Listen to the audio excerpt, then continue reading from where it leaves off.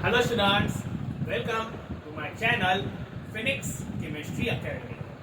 तो स्टूडेंट्स आज हम कार्बन एंड इट्स कंपाउंड्स का नया टॉपिक पढ़ने वाले हैं, that is allotropes of carbon and allotropy. तो यहाँ पे मैं हेडिंग डाल देता हूँ, allotropes of carbon and allotropy. Okay, तो इसका मीनिंग क्या हुआ, allotropes of carbon and allotropy. तो स्टूडेंट्स हमें पता है कि नेचर में 119 नोन एलिमेंट्स है, मतलब 119 एलिमेंट्स हैं जो अभी तक फाइंड आउट हुए हैं और उसको पीरियोडिक टेबल में जो है वो प्लेस दी गई है।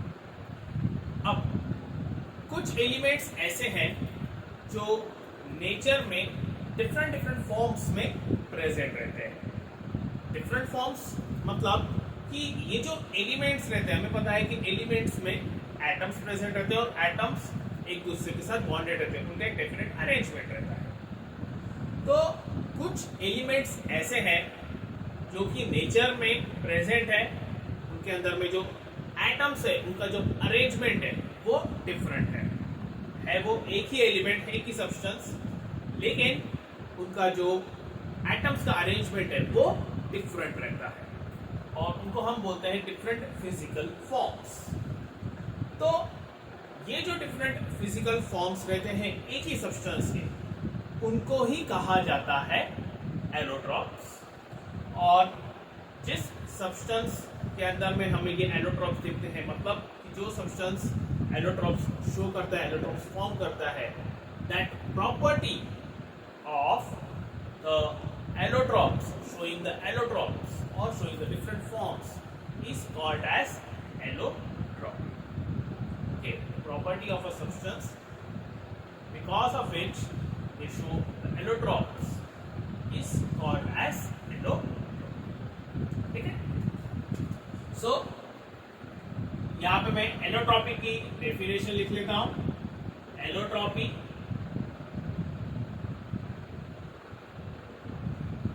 the property of a substance to be present in various physical forms is called as allotropy. ठीक है, एक ऐसी प्रॉपर्टी जिसमें एक ही सब्सटेंस डिफरेंट फिजिकल फॉर्म्स में प्रेजेंट रहता है, उसको कहा जाता है एलोट्रॉपी। उसके बाद allotropes,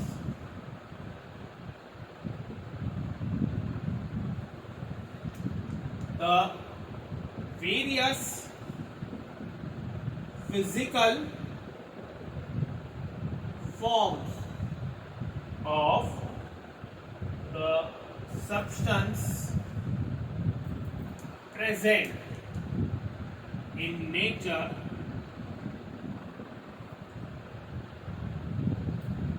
are called as allotropes।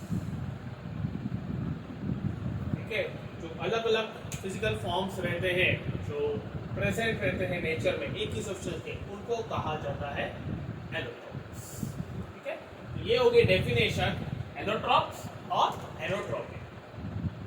अब यहाँ पे इस चैप्टर में हम फोकस करने वाले हैं एलोट्रॉप्स ऑफ कार्बन के ऊपर, मतलब कि हम फोकस करेंगे कार्बन के जो डिफरेंट फॉर्म्स प्रेजेंट है नेचर में, उनके ऊपर। What are the different forms of carbon and how they are present in nature and what are their properties। ठीक है, so आगे बढ़ते हैं।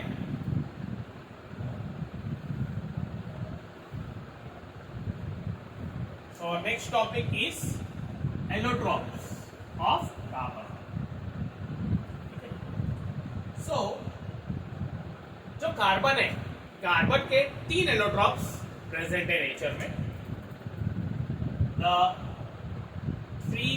एलोट्रॉप्स ऑफ कार्बन आर, पहला है डायमंड। ओके, जो डायमंड रहता है, जो जनरली ज्वेलरीज में यूज होता है, वो कार्बन का ही एक फॉर्म है, कार्बन का एक एलोट्रॉप है। मतलब the diamond is made up of carbon atoms only. दूसरा है ग्रेफाइट।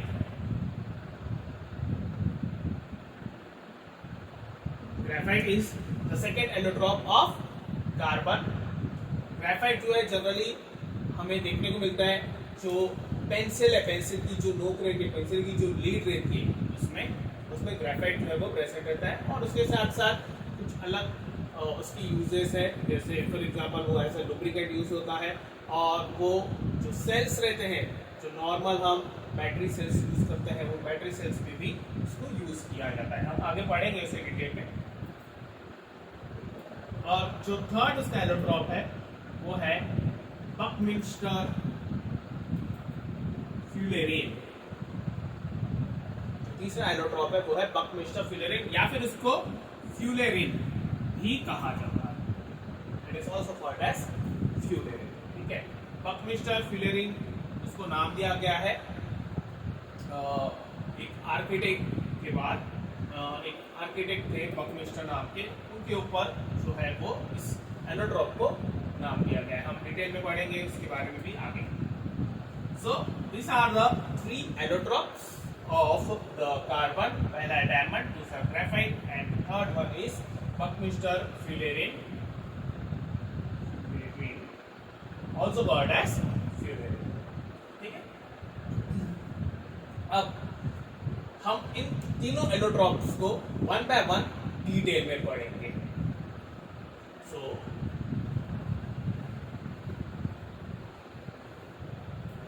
सबसे पहले मैं हेडिंग दे देता हूं डायमंड। अब स्टूडेंट्स, डायमंड जो है ना, it is generally used in jewellery. ठीक है, उसको ज्वेलरी में यूज किया जाता है। क्यों? क्योंकि ये जो सब्सटेंस है वो बहुत ही ज्यादा शाइन करता है। It is like shining, that is it is reflecting the light as well as it is refracting the light. इस केस में, डायमंड के केस में, जो लाइट जब इंसिडेंट होती है वो रिफ्लेक्ट भी होती है और रिफ्रैक्ट भी होती है। तो इस वजह से क्या, जो डायमंड है वो बहुत ही ज्यादा शाइन करता है, शाइनिंग अ लॉट। दूसरा, डायमंड की प्रॉपर्टी ये है कि diamond it is a very hard substance. In fact it is the hardest natural substance. वो बहुत ही ज्यादा हार्ड सब्सटेंस है। ये दुनिया का सबसे हार्ड मटेरियल है। अगर हम नेचुरल मटेरियल्स की बात करें, जो नेचुरल सब्सटेंसेस रहते हैं, वो उनमें से सबसे हार्ड सब्सटेंस जो है वो डायमंड है। और इसका जो मेल्टिंग पॉइंट है वो भी बहुत ज़्यादा है। It is 3550 degree Celsius, 3550 degree Celsius लगभग उसका मेल्टिंग पॉइंट है। सो कैन राइट हियर पहला point, diamond is generally used in jewelry as it is showing the property of both reflection and refraction। दूसरी डायमंड की property है कि it is the hardest natural substance, hardest natural substance known, and its melting point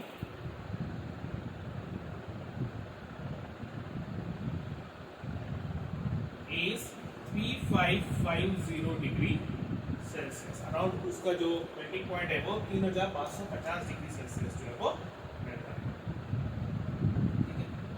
अब अगर हम diamond के structure की बात करें तो diamond it is made up of carbon atoms only, वो सिर्फ और सिर्फ कार्बन एटम्स का ही बना हुआ रहता है।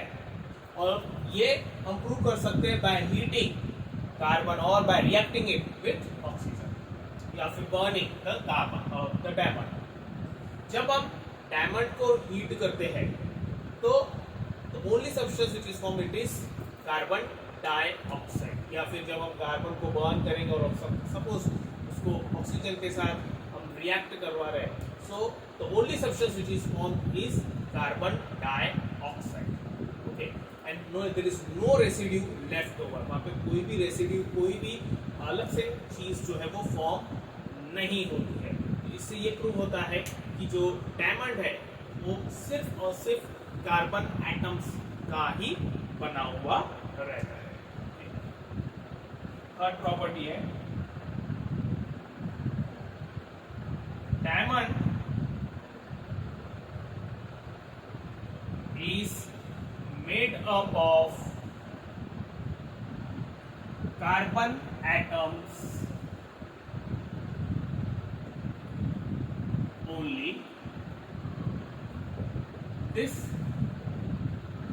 can be proved by heating diamond or reacting it with oxygen, which forms only carbon dioxide gas। ठीक है, सिर्फ और सिर्फ कार्बन डाइऑक्साइड गैस ही वहां पे फॉर्म होती है, और जो गैस वहां पे फॉर्म होती है वो कार्बन डाइऑक्साइड है। ये कैसे हम प्रूव कर सकते हैं? हम ये जो गैस, जब हम डायमंड को हीट करते हैं या फिर बर्न करते हैं, उससे जो गैस रिलीज होती है, we can pass that gas through lime water. हम उसको लाइम वाटर के थ्रू पास कर सकते हैं, और जब वो गैस लाइम वाटर के थ्रू पास होती है तो that lime water turns milky, वो मिल्की में टर्न होता है। तो इससे प्रूव होता है कि वो कार्बन डाइऑक्साइड गैस ही है। जनरली जो लाइम वाटर रहता है वो रहता है कैल्शियम हाइड्रोक्साइड, और जब उसको CO2 के साथ रिएक्ट करते हैं तो वो कैल्शियम कार्बोनेट जो है वो फॉर्म करता है। ठीक है, ये कैल्शियम कार्बोनेट के वजह से जो लाइम वाटर है वो मिल्की अपीयरेंस शो करता है,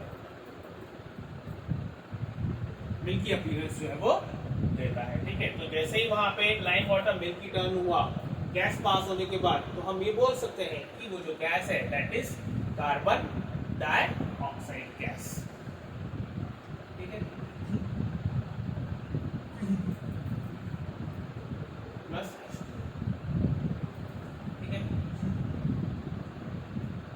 नेक्स्ट, अब अगर हम डायमंड के स्ट्रक्चर की बात करें, so it is having a three dimensional giant network like structure. इसके स्ट्रक्चर को three dimensional giant network like structure जो है वो कहा जाता है, या फिर ऐसा कहा जाता है कि उसके अंदर में जो कार्बन है उसका अरेंजमेंट जो है वो है टेट्राहेड्रल अरेंजमेंट। मतलब एक कार्बन जो है वो 4 डिफरेंट कार्बन एटम्स के साथ बॉन्डेड है। यहाँ पे मैं जो स्ट्रक्चर है, जो अरेंजमेंट है कार्बन एटम्स का इन द डायमंड को बना लेता हूं।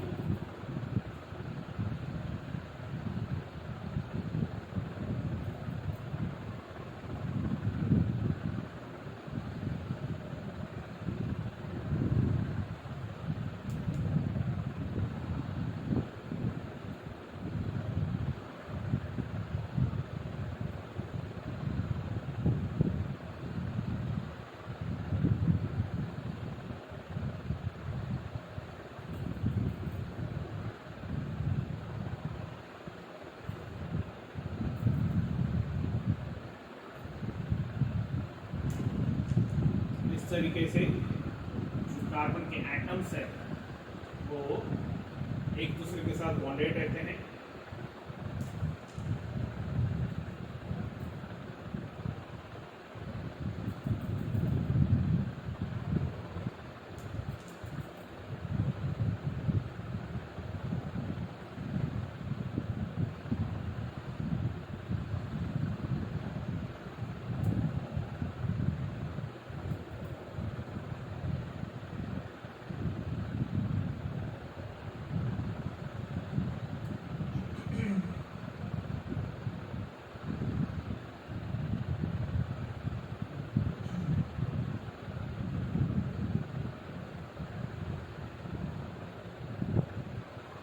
और ये जो स्ट्रक्चर है,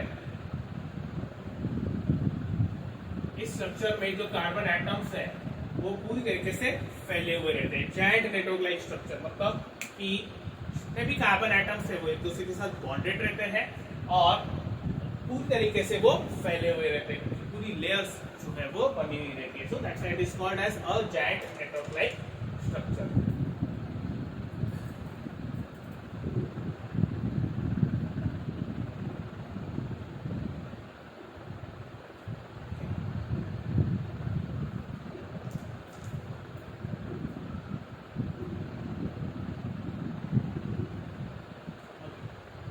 अब यहाँ पर ये जो कार्बन एटम्स है, जो मैंने यहाँ पे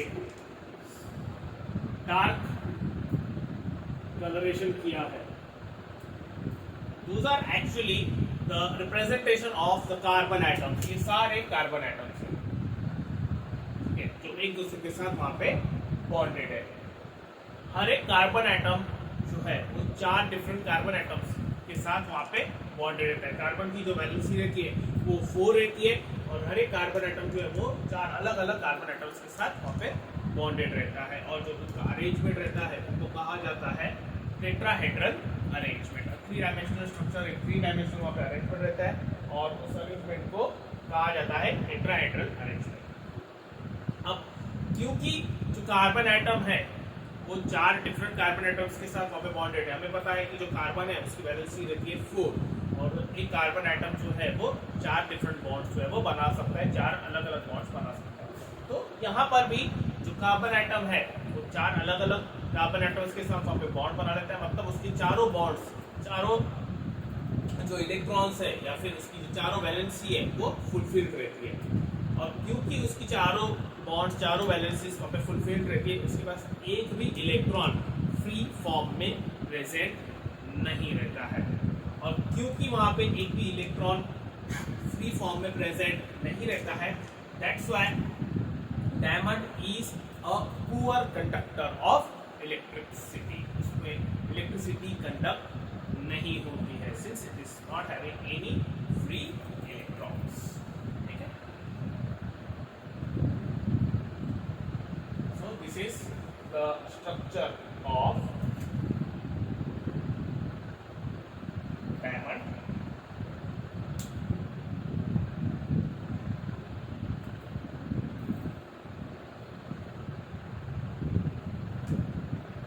इसमें हम चाहे तो इसको स्ट्रक्चर को और बढ़ा सकते हैं, जैसे मैंने आपको बताया it is a giant network like structure, never ending structure रहता है वो।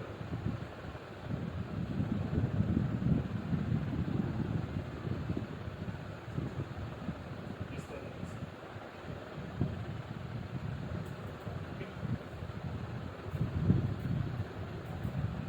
यहाँ पे हम और इसको बढ़ा सकते हैं, ये सेंस से।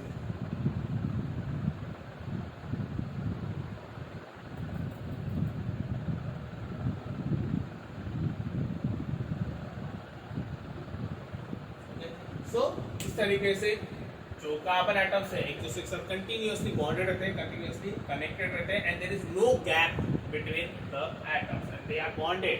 ये जो बॉन्ड रहता है, ठीक है, this bond is actually a covalent bond. ठीक है, ये जो बॉन्ड है वो है कोवेलेंट बॉन्ड और ये बॉन्ड जो रहता है स्ट्रॉन्ग करता है। तो कार्बन एटम्स के बीच का जो बॉन्डिंग रहती है वो स्ट्रॉन्ग रहती है और क्योंकि उनकी बॉन्डिंग स्ट्रॉन्ग रहती है, दैट्स व्हाई का जो मेल्टिंग पॉइंट है वो भी बहुत ज़्यादा रहता है। It is equal to 3550 degree Celsius, near about 3550 degree Celsius. ठीक है, अब जो डायमंड है उसके यूजेस क्या है, what are the uses of diamond. तो जो मोस्ट कॉमन यूज है डायमंड का वो है कि it is used in jewelleries. ठीक है, सबसे कॉमन यूज जो है डायमंड का, यहाँ पे मैं लिख देता हूँ,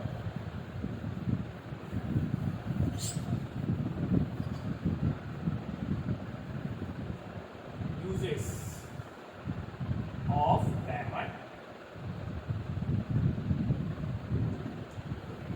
so first it is diamond is used in jewellery.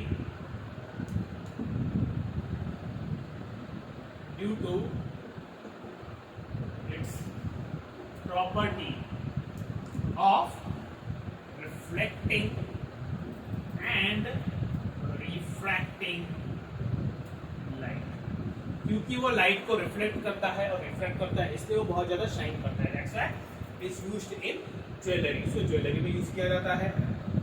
दूसरा, it is used for cutting the glasses और ग्लास, ठीक है, जो कांच रहते हैं, जो कांच के बड़े बड़े पीसेस रहते हैं, ठीक है, जब कारपेंटर्स लोग वर्क करते हैं कांच के ऊपर, तो वो कांच को कट करने के लिए जो डायमंड है वो यूज किया जाता है, मतलब it is used, diamond is used to cut the glasses. Carpenters के पास एक इंस्ट्रूमेंट रहता है जिसमें डायमंड लगा हुआ रहता है, it is actually kind of an artificial diamond you can say, but since it is very hard so it is used to cut the glasses, तो ग्लासेस को कट करने के लिए काम, ठीक है।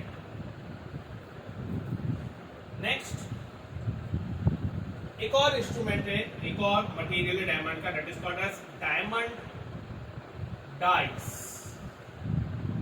ठीक है, diamond dies used to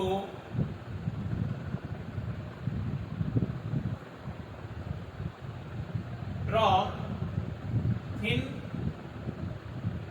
wires of tungsten, okay, it is used to draw thin wires of tungsten। इस तरीके से एक इंस्ट्रूमेंट रहता है डायमंड का,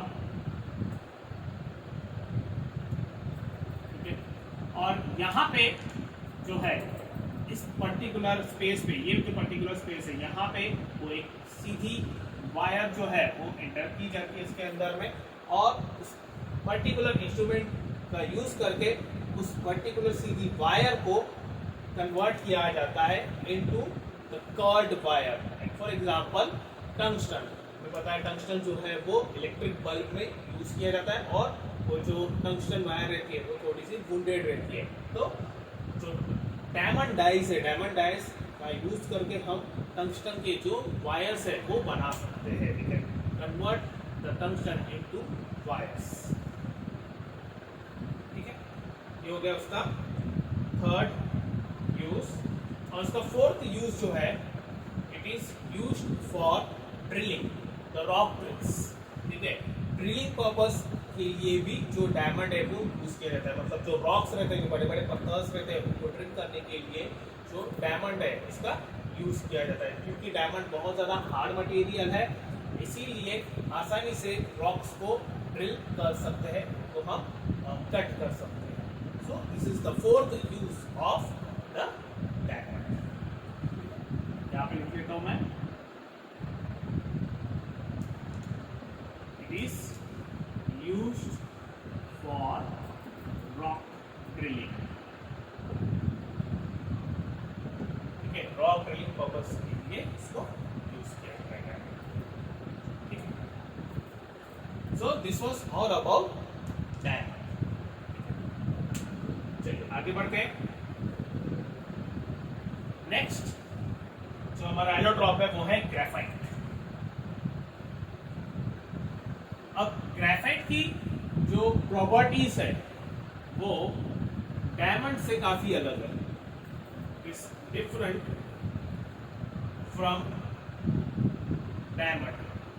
ऑल्दो जो ग्रेफाइट है वो भी कार्बन का ही एक फॉर्म है, लेकिन क्योंकि ग्रेफाइट में कार्बन एटम्स का जो अरेंजमेंट है वो डिफरेंट है, इस वजह से जो ग्रेफाइट है उसकी प्रॉपर्टीज वो भी डिफरेंट है। सो सेकेंड हमारा एलोट्रॉप है ग्रेफाइट।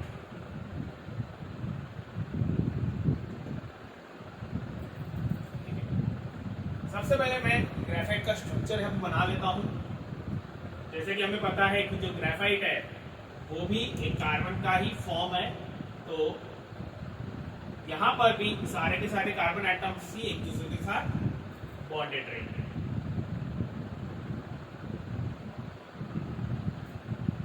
ये जो मैं डार्क पॉइंट्स वहाँ पे बना रहा हूँ, those are nothing but the carbon atoms. Carbon atoms को वहाँ पे रिप्रेजेंट कर रहा है, और ये जो लाइन है this is actually the bond between the carbon atoms.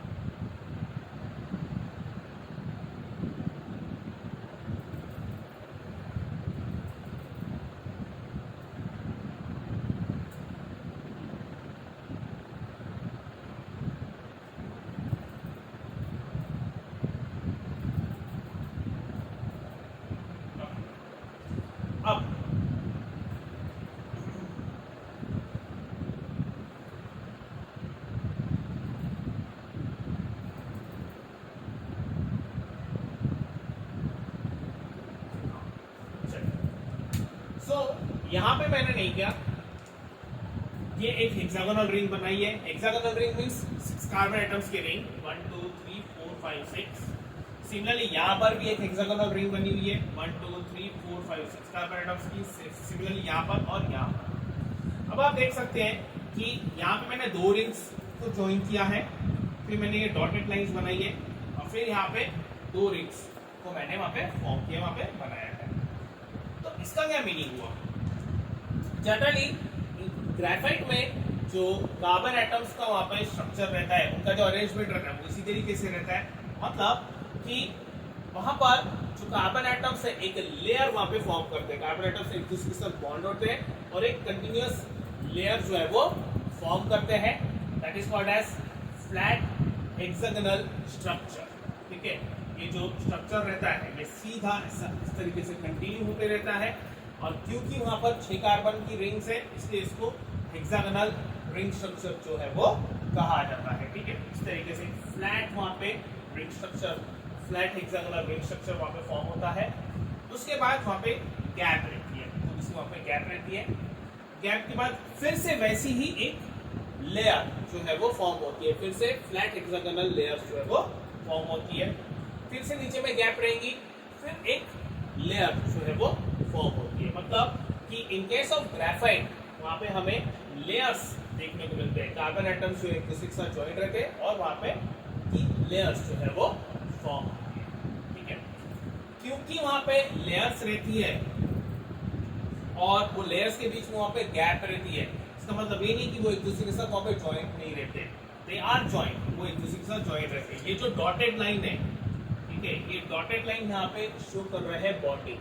ठीक है, जो कार्बन एटम्स है, एक लेयर के कार्बन एटम्स दूसरे लेयर के कार्बन एटम्स के साथ वहां पे बॉन्डेड रहते हैं। ठीक है, ये जो डार्क लाइन है, ये dark line it is showing covalent bond. ठीक है, जो कि स्ट्रॉन्ग रहता है थोड़ा सा। वेयरएज ये जो डॉटेड लाइन है ये है weak van der Waals forces. ठीक है, ये जो बॉन्डिंग रहती है ये थोड़ी सी वीक रहती है।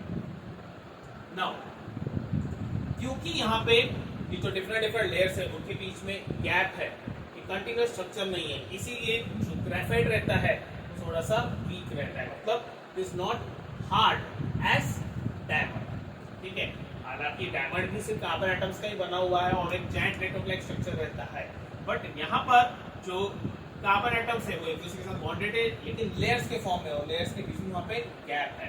इस वजह से नहीं क्या वो जो ग्रेफाइट रहता है वो थोड़ा सा वो वीक रहता है। मतलब it is not hard as it is in case of diamond है, इस तरीके से डायमंड हार्ड है। दूसरा पॉइंट ये है कि यहाँ पे जो कार्बन एटम है, एक कार्बन एटम 3 कार्बन एटम्स को बॉन्डेड रहता है। जैसे फॉर एग्जांपल अगर मैंने ये कार्बन एटम लिया तो this carbon is bonded to this carbon and this carbon. ठीक है, मतलब कि जो कार्बन एटम्स होते हैं, एक carbon atom 3 different carbon atoms के साथ वहां पे बॉन्डेड रहता है। मतलब यहाँ पर कार्बन जो है वो 3 ही बॉन्ड बनाता है।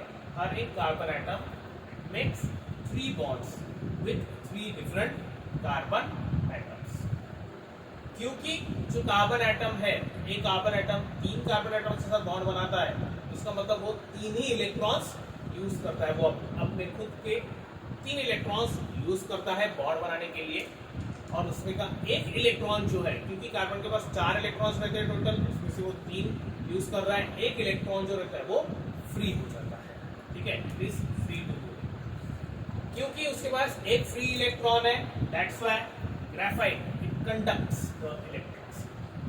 ठीक है, डायमंड के केस में हमने देखा था कि हर एक कार्बन एटम जो है वो 4 बॉन्ड बना रहा है और वो 4 इलेक्ट्रॉन्स वहां पे यूज कर रहा था और एक स्ट्रॉन्ग बॉन्ड बना रहा था।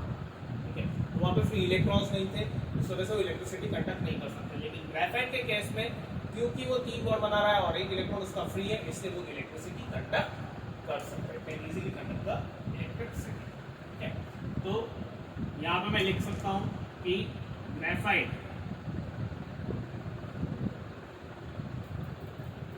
conducts electricity since it has one free or it has free electrons.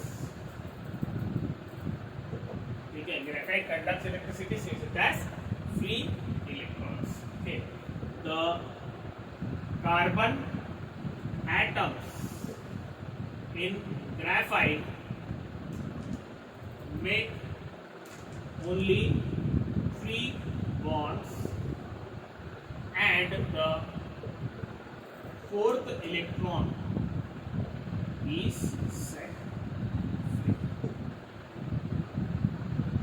ठीक है, दूसरा पॉइंट हम लिख सकते हैं वहां पे कि इन case of graphite we see different layers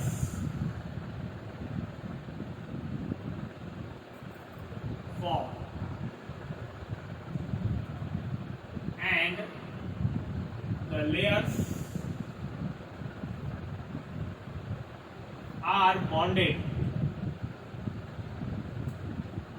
by weak van der Waals forces. Hence, graphite is very weak. ठीक है, बहुत ज्यादा वीक रहता है, जल्दी टूट जाता है. नेक्स्ट जो ग्रेफाइट है, क्योंकि वहां पे लेयर्स है और ये जो लेयर्स है ग्रेफाइट के अंदर में एक दूसरे के ऊपर स्लाइड होती है, मतलब दे slide over each other. Because of this property of the layers getting slided over each other, they are used as lubricating agents. मतलब वो as a lubricating और lubricate करने के लिए मटेरियल्स को, मशीन्स को lubricate करने के लिए जो है वो काम आता है.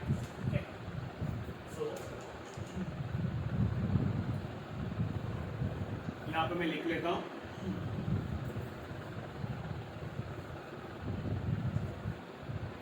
Third point, graphite is used as lubricant since the layers of graphite slide over each other. Also, it is mixed with petroleum jelly.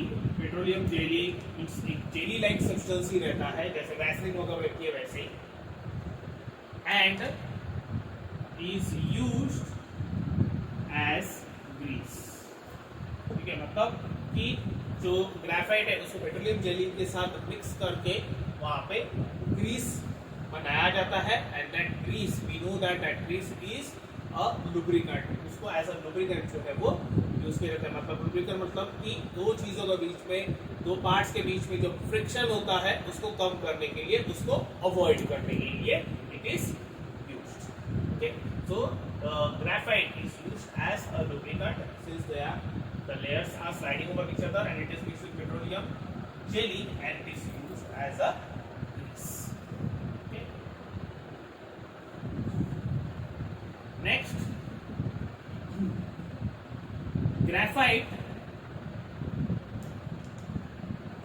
is having very high melting point and that is around 3600 degree Celsius. ठीक है, उसका जो melting point रहता है वो बहुत ज्यादा रहता है, अराउंड 3600 डिग्री सेल्सियस तक की उसका मेल्टिंग पॉइंट जो है वो जाता है, which is nearly equal to the melting point of the diamond. Okay, और क्योंकि ग्रेफाइट का मेल्टिंग पॉइंट बहुत ज्यादा है, इसीलिए जो मशीन्स रहते हैं, मशीन्स में एज अ लुब्रिकेंट ग्रेफाइट जो है वो यूज किया जाता है. Hence graphite is used as a lubricant in various machine parts.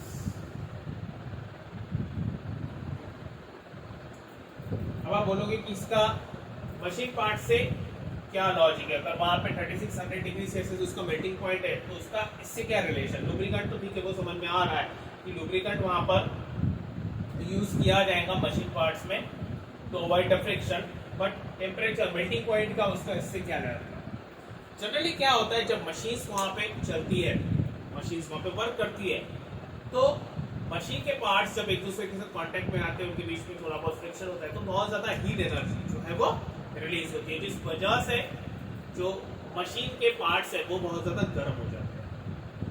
तो जब वहां पे ग्रेफाइट एज अ लुब्रिकेंट वहां पे यूज होता है, और क्योंकि वहां पे ग्रेफाइट का मेल्टिंग पॉइंट बहुत ज्यादा है, 3600 डिग्री सेल्सियस है, तो जब वो मशीन पार्ट्स बहुत ज्यादा गर्म हो जाते हैं, तो इसके बावजूद बहुत ज्यादा हीट प्रोड्यूस होने के बाद भी, बहुत ज्यादा टेम्परेचर वहां पे फॉर्म होने के बाद भी, जो ग्रेफाइट है वो वहां से इवापोरेट नहीं होता है, वो वहीं के वहीं रहता है। We say that graphite is non volatile, वो नॉन वोलेटाइल है। नॉन वोलेटाइल यानी कि जो सब्सटेंसेस इजीली इवापोरेट नहीं होते उनको नॉन वोलेटाइल जो है वो कहा जाता है, क्योंकि उसका 3600 डिग्री सेल्सियस टेम्परेचर बहुत ज़्यादा मेल्टिंग पॉइंट है उसका, इसीलिए इसको एज अ लुब्रिकेंट यूज किया जाता है, so that it should not get evaporated. ठीक है, so this is one more property of graphite.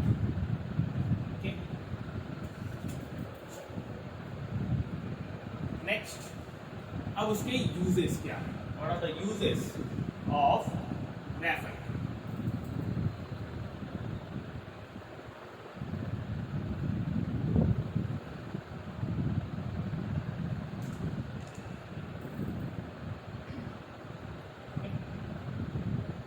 Uses of graphite.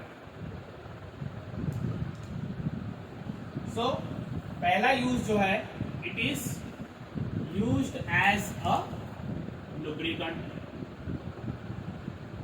ठीक है, जैसे कि मैंने बताया कि वो जनरली मशीन्स वगैरह में अप्लाई किया जाता है in the form of grease और in the form of powder to avoid the friction between the machine parts. Okay, दूसरा है, it is used as an electrode in various cells. Cell मतलब कि जो इलेक्ट्रोकेमिकल सेल्स रहते हैं, जो batteries रहती है, ठीक है, इलेक्ट्रोकेमिकल सेल्स जो रहते हैं, जो बैटरीज रहते हैं, उसमें इलेक्ट्रोड्स की जरूरत रहती है, रॉड्स की जरूरत रहती है। और क्योंकि ग्रेफाइट जो है, it is a very good conductor of electricity, देखा वहां पे कि एक इलेक्ट्रॉन वहां पे फ्री रहता है, तो it is a very good conductor of electricity and also it is easily available and it is very cheap। तो जो ग्रेफाइट है, जो कार्बन है, उसके इलेक्ट्रॉन्स जो है वो यूज किए जाते हैं अलग अलग सेल्स में, इलेक्ट्रोकेमिकल सेल्स में। Okay, so it is used as an electrode in various cells. Okay, so this is the second use। Third use ये है कि it is used in the pencil leads. ठीक है, जो नॉर्मली हम pencils वहां पे यूज करते हैं, वो पेंसिल का जो लीड रहता है उसमें ग्रेफाइट जो है वो यूज किया जाता है। मतलब you can say that the graphite is used for the writing purposes. ठीक है, राइटिंग पर्पसेस के लिए वो काम में आता है। Okay, so this are the uses of graphite. Clear, आगे बढ़ते हैं।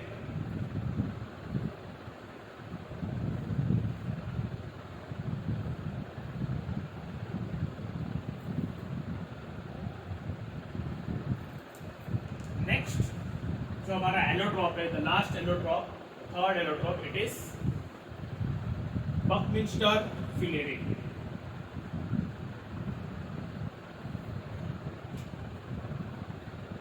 Third, it is Buckminster Fuller। ठीक है, फिर इसको फ्यूलेरिन ही कहा जाता है, बकमिस्टर फ्यूलेरिन और फ्यूलेरिन। अब ये जो नाम है बकमिस्टर फ्यूलेरिन, ये नाम एक्चुअली आया है एक यूएस आर्किटेक्ट के नाम पर। एक यूएस आर्किटेक्ट थे जिसका नाम था बकमिस्टर फ्यूलर, बकमिस्टर फ्यूलर। तो इन्होंने नहीं किया, एक स्ट्रक्चर बनाया था, dome shape structure.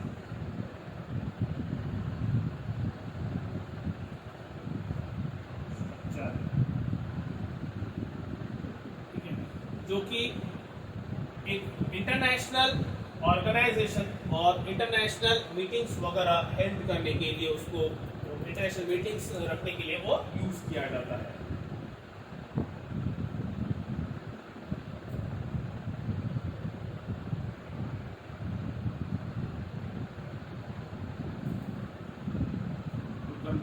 International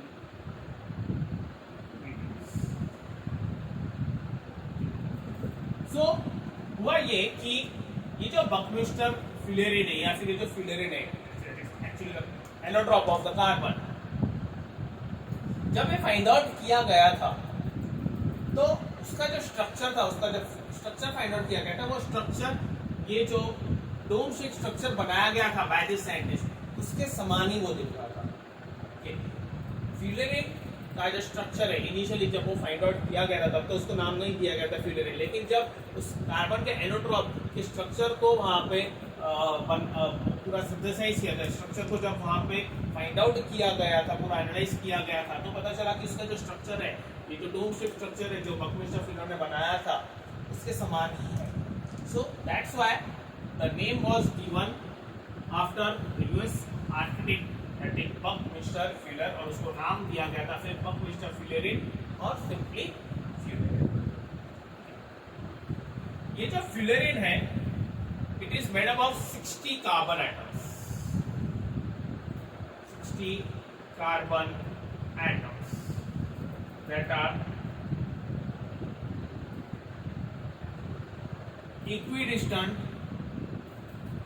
from each other।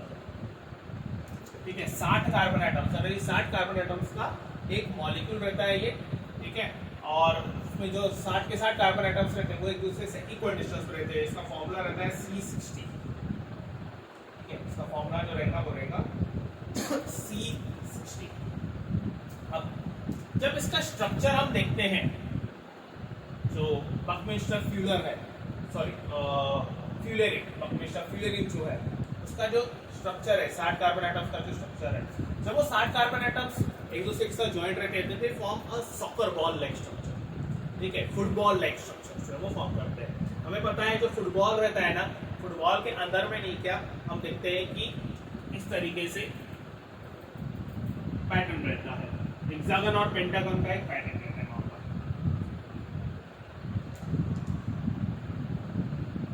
इस तरीके से फुटबॉल के ऊपर वो सिलाई की हुई रहती है और ऐसे हेक्सागन और पेंटागन में फॉर्म होते हैं।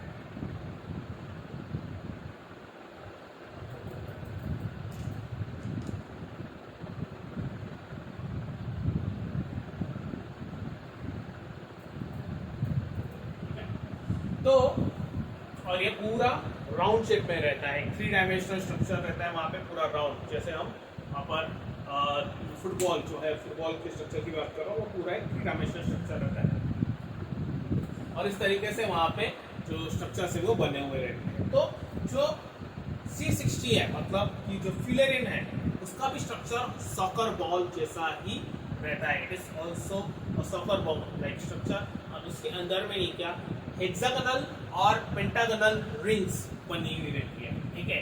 हेक्सागोनल रिंग्स मतलब ऐसे 6 कार्बन वाली रिंग, 1 2 3 4 5 6 तरीके से, ठीक है। ये कार्बन एटम्स, ये 2 कार्बन एटम्स जो है इन दोनों रिंग्स को कॉमन, ठीक है। ये 2 कार्बन एटम्स इस रिंग में भी आ रहे हैं और ये 2 कार्बन एटम्स इस रिंग में भी, तो ये दोनों हो गए हेक्सागन, और ये आप देखोगे तो ये होगी पेंटागोनल रिंग।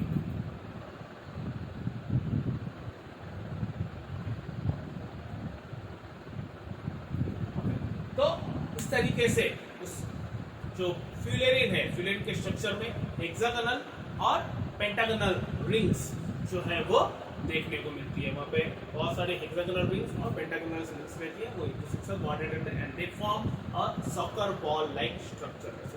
बाहर से पूरे 60 कार्बन एटम्स जो है इन रिंग्स के फॉर्म में एक दूसरे के साथ अटैच रहते हैं। इनसाइड इट इज हॉलो, ठीक है, वो बाहर से पूरा एक स्ट्रक्चर बनता है, एक बॉल लाइक स्ट्रक्चर रहता है, ठीक है, और अंदर में वो पूरा एम्प्टी रहता है, वो पूरा खाली रहता है। तो this kind of structure is seen in case of the fullerene, ठीक है।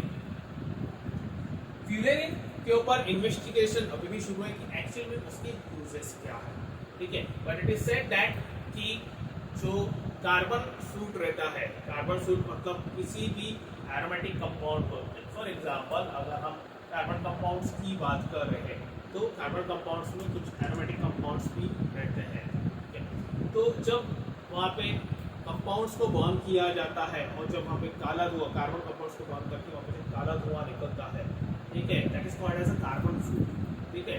टायर के केस में ऐसा होता है, जब टायर्स को वहाँ पे बर्न किया जाता है तो ब्लैक कलर का वहाँ पे स्मोक जो है वो प्रोड्यूस होता है, कार्बन सूट कहा जाता है।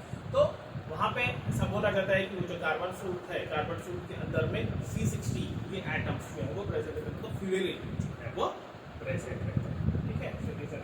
उसकी यूजेस अभी तक जो है वो फाइंड आउट नहीं हुए हैं, उसके बाद इन्वेस्टिगेशन जो है वो शुरू है, but it is said that the carbon suit has the 60 carbon atoms, that is the sucker ball like structure, that is composed of fullerene present in it. Okay. So this was all about the Buckminster fullerene. हाँ, एक और चीज यहाँ पर इस case में भी हम ऐसा बोल सकते हैं कि जो फ्यूलेरिन रहता है उसमें इलेक्ट्रॉन्स जो रहते हैं वो फ्री रहते हैं and they can conduct the electricity वहाँ पे कंडक्ट कर सकते हैं। Clear? So this was all about the allotropes of the carbon atom. आगे बढ़ते हैं।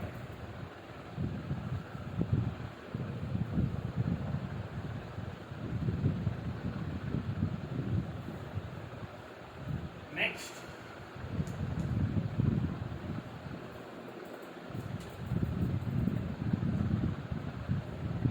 नेक्स्ट जो हमारा टॉपिक है वो है organic compounds and its properties. Organic compounds and its properties. तो ये जो ऑर्गेनिक कंपाउंड्स हम ऑलरेडी प्रीवियस लेक्चर्स में ऑर्गेनिक कंपाउंड्स के बारे में स्टडी कर चुके हैं। ऑर्गेनिक कंपाउंड्स मतलब होता है carbon compounds. Okay, the compounds which consist of carbon atoms are called as organic compounds. Okay. Organic compounds. The compounds that consist of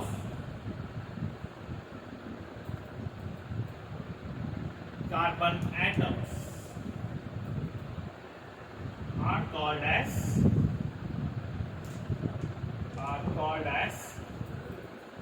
organic compounds.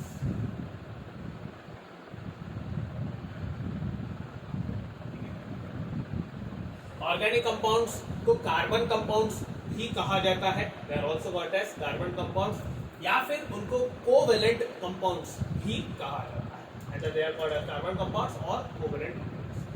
Carbon compounds इसलिए क्योंकि मेनली उसके अंदर में वहाँ पे कार्बन एटम्स प्रेजेंट रहते हैं, इसलिए कार्बन कंपाउंड्स कहा जाता है। और कोवेलेंट कंपाउंड इसलिए क्योंकि उनके अंदर में जो बॉन्डिंग रहती है, एटम्स के बीच में जो बॉन्डिंग रहती है वो कोवेलेंट बॉन्डिंग रहती है, that's why they are called as the covalent compounds. ठीक है, अब नेक्स्ट उसकी प्रॉपर्टीज क्या क्या है। तो ऑर्गेनिक कंपाउंड्स मतलब कि जो कोवेलेंट कंपाउंड्स है उनकी मेनली 3 प्रॉपर्टीज रहती है।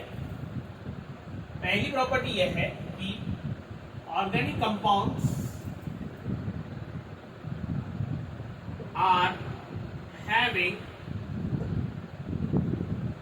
लो melting point and boiling. Organic compound जो रहते हैं उनका जो मेल्टिंग पॉइंट और बॉइलिंग पॉइंट रहता है वो बहुत ज्यादा रहता है, और कम रहता है। ठीक है, मेल्टिंग पॉइंट मतलब the temperature at which the compound melts and it gets converted into liquid state. Boiling point means the temperature at which the compound boils and it gets converted into gaseous form.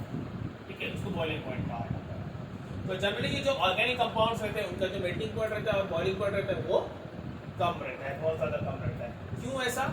वो इसीलिए क्योंकि organic compounds में जो bonding रहती है वो रहती है कोवेलेंट बॉन्डिंग, और कोवेलेंट बॉन्डिंग जो है वो थोड़ी सी वीक रहती है एज कम्पेयर टू अगर मैं आयोनिक कंपाउंड्स की बात करूँ। ठीक है, आयोनिक कंपाउंड्स में फोर्स ऑफ अट्रैक्शन बहुत ज़्यादा रहता है, अपोजिट चार्ज पार्टिकल्स रहते हैं, लेकिन यहाँ पर इन केस ऑफ ऑर्गेनिक कंपाउंड्स वहाँ पे बॉन्डिंग जो रहती है वो कोवेलेंट बॉन्डिंग रहती है, वो थोड़ी सी वीक रहती है, इसीलिए उनका जो मेल्टिंग पॉइंट और बॉइलिंग पॉइंट रहता है वो कम रहता है as compare to ionic compounds.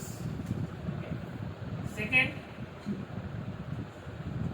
Ionic compounds में आपको बता दूं, आयोनिक कंपाउंड्स में जनरली जब बॉन्ड फॉर्म होता है ना तो चार्जेस की वजह से वहाँ पे बॉन्ड फॉर्म होता है, ऑपोजिट चार्जेस रहते हैं, पॉजिटिव और नेगेटिव चार्ज पार्टिकल्स रहते हैं, तो एक दूसरे के साथ वहाँ पे बॉन्ड बनाते हैं, तो आयोनिक बॉन्ड का फॉर्मेशन होता है, आयोनिक कंपाउंड का फॉर्मेशन होता है। ठीक है, इसके बारे में हम डिटेल में स्टडी करेंगे metals and non metals chapter में। ठीक है, आयोनिक कंपाउंड, आयोनिक बॉन्ड का मैं एक एग्जांपल आपको दे सकता हूँ, Na पॉजिटिव और Cl नेगेटिव। ठीक है, ये पॉजिटिव और नेगेटिव चार्जेस हैं, जब अपोजिट चार्जेस एक दूसरे के साथ वहाँ पे बॉन्ड बनाते हैं तो वो फॉर्म करते हैं NaCl। ठीक है, तो यहाँ पर ये जो बॉन्ड रहता है वो इसको आयोनिक बॉन्ड कहा जाता है, और ये बहुत ज़्यादा स्ट्रॉन्ग रहता है। इसके कंपैरिजन में जो ऑर्गेनिक कंपाउंड्स है उनके अंदर में वहाँ पे जो बॉन्डिंग रहती है, कोवेलेंट बॉन्डिंग, वो बहुत ज़्यादा वीक है।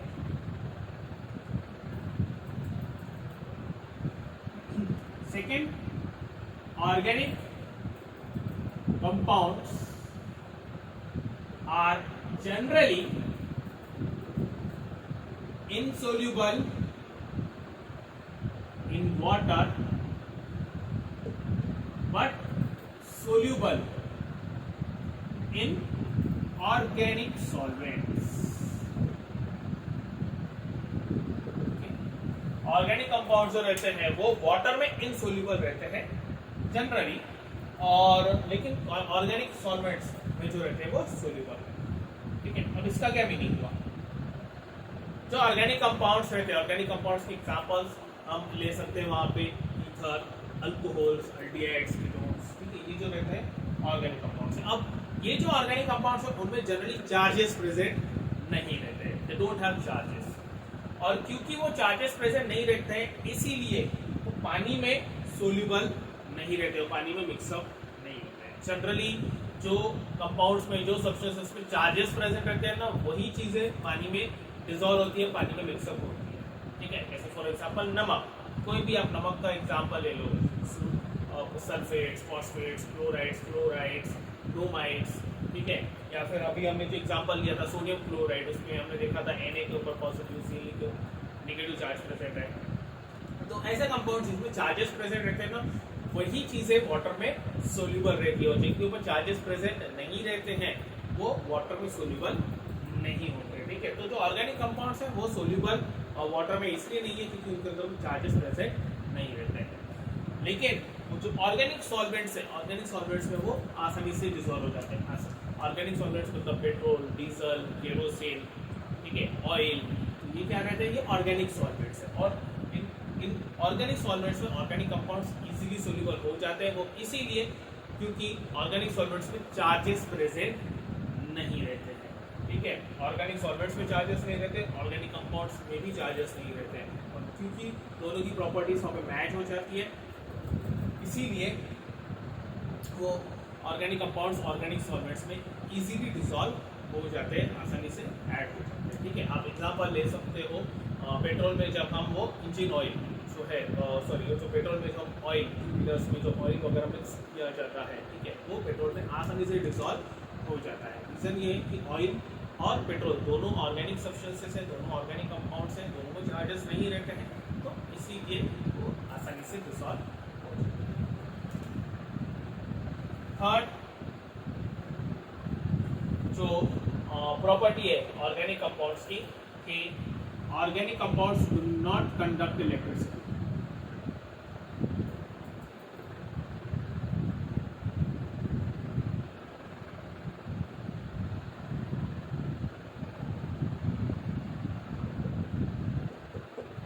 Organic compounds do not conduct electricity, वो इलेक्ट्रिसिटी कंडक्ट नहीं करते।